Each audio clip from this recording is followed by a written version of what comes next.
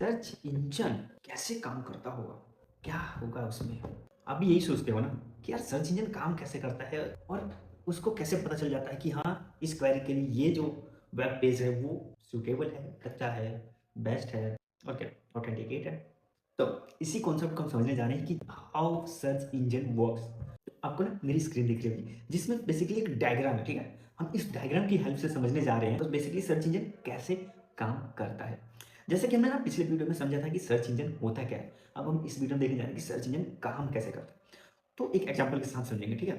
Suppose करो आपने एक ब्लॉग पोस्ट तैयार किया, ओके, उसको पब्लिश कर दिया।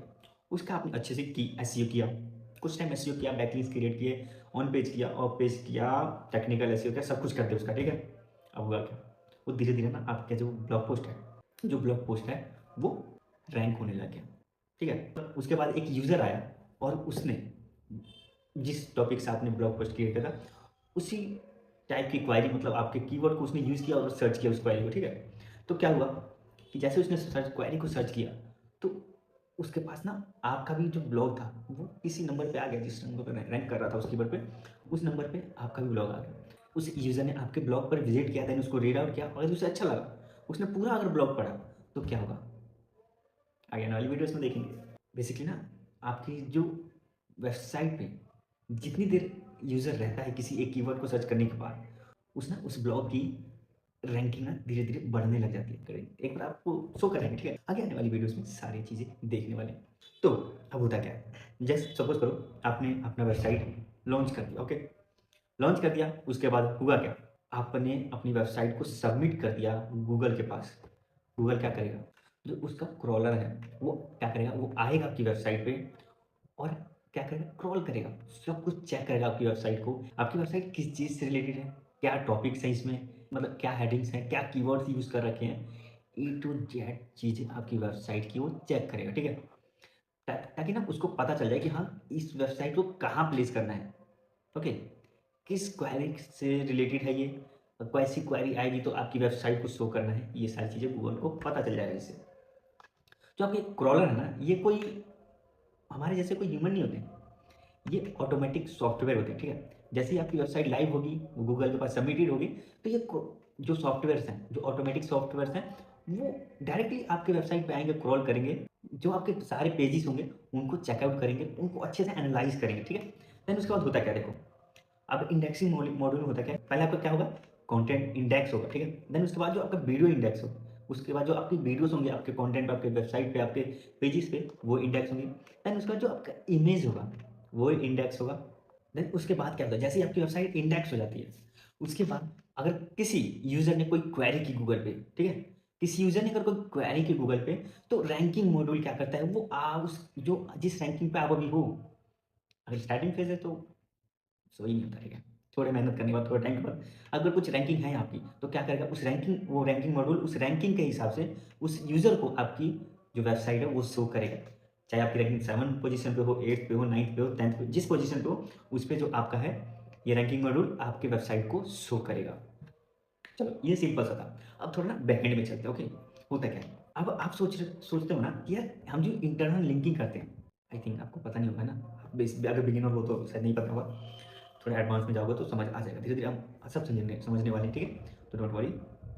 तो देखो होता क्या है, तो होता ये है कि जो आप इंटरनल लिंकिंग करते हो ना वो बहुत ही ज़्यादा इंपॉर्टेंट होता है। आप कैसे, सब कुछ करो, आपका ना होम पेज है, एक यूजर की तरह समझते हैं, ठीक है, एक एग्जाम्पल लेते हैं, यूजर छोड़ो एग्जाम्पल लेते हैं सबसे बेस्ट। हम आपका ना एक होम पेज है, ठीक है, वेबसाइट का, उस होम पेज पे सपोज करो मैं गया, ठीक है, आपकी वेबसाइट पे। अब मुझे पता है नहीं है कहाँ जाना है, जैसे सपोज करो आपने क्या किया, आपने ना पेजेस लिंक कर रखे हैं, जैसे आपका होम पेज है, कॉन्टैक्ट अस पेज है, ब्लॉग पेज है, एक्सेट्रा जो भी सर्विसिंग पेज है, जो भी चीज़ें हैं वो सबको आपने होम पेज से क्या कर रखा है, लिंक कर रखा है। देन हुआ क्या, मैं आपके होम पेज पे गया, होम पेज पे जाने के बाद मुझे पता चला हाँ ये आपकी एक सर्विसिंग पेज भी है, ठीक है, उस पे गया। देन उस पे जाने के बाद मुझे पता चला हाँ ये सब चीज़ें हैं, अब मुझे क्या करना है, बैक जाना है, या आगे अगर आपने अगर गलती से किसी और वेबसाइट की लिंकिंग कर रखी होगी, सबसे इंपॉर्टेंट है, सुनो ध्यान से। होम पेज से मैं आपके किसी पेज पे गया, सपोज करो सर्विस पेज पे गया, ठीक है, सर्विस पेज पे मैंने आपकी वेबसाइट को विजिट किया, आपकी सर्विस पेज को चेक किया, एनालाइज किया, सब कुछ किया, ठीक है। अब क्या हुआ ना, एक प्रॉब्लम आ गई, अभी मैंने 2 स्टेप लिए थे, आपके होम पेज से आपके सर्विस पेज पे गया, ठीक है। अब एक प्रॉब्लम क्या आई, आपने अपने सर्विस पेज में ना किसी एक्सटर्नल वेबसाइट को लिंक कर रखा था, तो जिसकी वजह से क्या हुआ, मुझे दिखा यार यहाँ पे एक यूआरएल है, शायद इन्हीं का हुआ, एक बार क्लिक करके देखता हूँ। क्लिक जैसे ही क्लिक किया, आपकी वेबसाइट को लीव कर दिया मैंने और दूसरे वेबसाइट पे चला गया। ओके, समझ गए ना, थोड़ा समझ आया। मैंने 2 ही टास्क किया था अभी तक, आपके होम पेज पे गया था, देन उसका सर्विस पेज पे गया। अब सर्विस पेज से सीधा मैं रिडायरेक्ट हो गया किसी और वेबसाइट पे, जिसके कारण क्या हुआ, आपकी वेबसाइट होगी पीछे। अब मैं किसी और वेबसाइट पे चला गया तो आपकी वेबसाइट को मैं अच्छे से चेक नहीं कर पाया। तो यहीं पे काम आता है हमारा इंटरनल लिंकिंग, या सिंपल बोले लिंकिंग। लिंकिंग भी बहुत टाइप के होते हैं, आगे समझने वाले हैं, ठीक है। तो यहीं पे हमारा काम आता है लिंकिंग। अगर आपने यहाँ पे वो लिंकिंग नहीं की होती तो मैं क्या करता, आपके सर्विस पेज पे आता, देन दोबारा होम पेज पे जाता, देन दूसरे पेज पे जाता, देन दूसरे पेज पे, देन दूसरे पेज करते करते मैं पूरे वेबसाइट को आपको चेकआउट कर लेता। ऐसे ही क्रॉलर काम करता है। क्या करता है, आपके होम पेज पे जाएगा, होम पेज पे सब कुछ चेक करेगा, इमेज, वीडियो, कंटेंट, जितना कुछ दिया हो अपने सब कुछ चेक करेगा। उसके बाद जो लिंकिंग कर रखी है उसकी हेल्प से वो दूसरे पेजेस पे जाएगा, उन पेजेस को चेकआउट करेगा, फिर लिंकिंग होगी, उसके बाद हिसाब से वो दूसरे पेजेस पे जाएगा। ऐसे ही कर करके आपकी पूरी वेबसाइट को चेकआउट करेगा। अगर वो गलती से रिडायरेक्ट हो गया किसी और वेबसाइट पे तो आपका वेबसाइट अच्छे से चेकअप नहीं हो पाएगा और क्या होगा, क्रॉल नहीं हो पाएगा, और अच्छे से, और जो आपकी वेबसाइट है इंडेक्स नहीं हो पाएगी।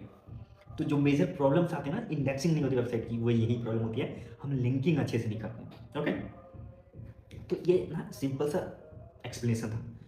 अगर आपको अभी भी डाउट है ना तो आप कमेंट सेक्शन है, कमेंट करो।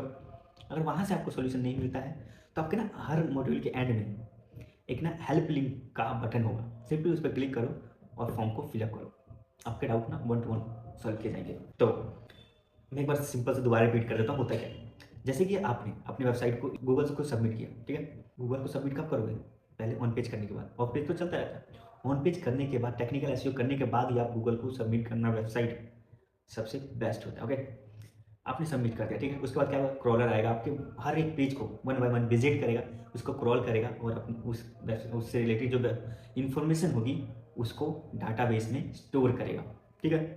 उसके बाद क्या करेगा, 1 by 1 जो कंटेंट होगा उसको इंडेक्स करेगा, देन उसके बाद वीडियो जो होगा उसको इंडेक्स करेगा, देन जो इमेज होगा उसको इंडेक्स करेगा। देन उसके बाद क्या होगा, जैसे इंडेक्सिंग खत्म होगी, देन उसके बाद जो क्वेरी, अगर किसी यूजर ने उससे रिलेटेड क्वेरी पूछी है और आपका उसको गूगल को लगा, उस सर्च इंजन को लगा कि हाँ आपकी वेबसाइट उसके लिए मतलब क्या करते हैं, एक अच्छा सॉल्यूशन है, आप इतने नंबर पे हो तो आपको इतने नंबर में मैं शो करा सकता हूँ।